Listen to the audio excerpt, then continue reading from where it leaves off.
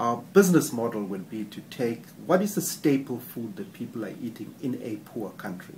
For example, in South Africa, it's wheat and maize flour. And usually that is so processed that all the value is taken out of it. So what happens is people eat and they're full, but they can still be malnourished. So it's not just the quantity of food that you have to eat, it is the quality of the food. So our job is to improve the quality of the food that people eat at the moment. Now for people who have money, it's much easier. You go and buy vitamins and minerals and supplements and you take them every morning. A poor person that is living on $2 to $10 a day doesn't have that. So they're going to consume either rice or maize meal, and you're going to make that healthier. And so that's part of our job. It's how do we work with government to make sure there's right policies and regulations? How do we work with consumers to educate them about the food they should be eating? And how do you work with the private sector to make sure that they are producing things that are healthier, especially for people who are poor?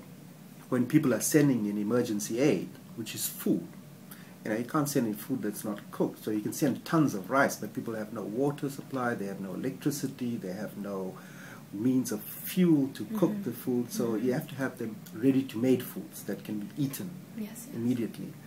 And so part of our job in GAIN is to try and focus on how do we create more foods that can be used for people that are malnourished and can be used for people when they are affected by a major crisis, social crisis like a hurricane or a tsunami or a flood.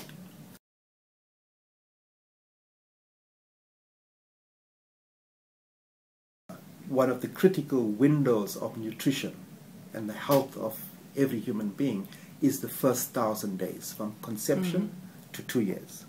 If you don't deal with that window of opportunity, then usually your child is going to be stunted.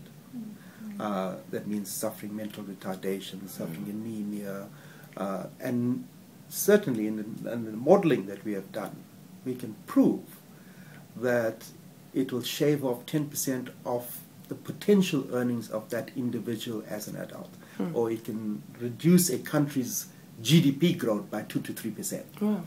And it will increase your health care costs, because if you don't deal with nutrition in those first 1,000 days, it will come back in increased health care costs, because people who are undernourished in those first 1,000 days usually are people that suffer from obesity, cardiovascular problems, from hypertension, from diabetes. So we are trying to encourage governments to improve nutrition of young children to save money in the long run.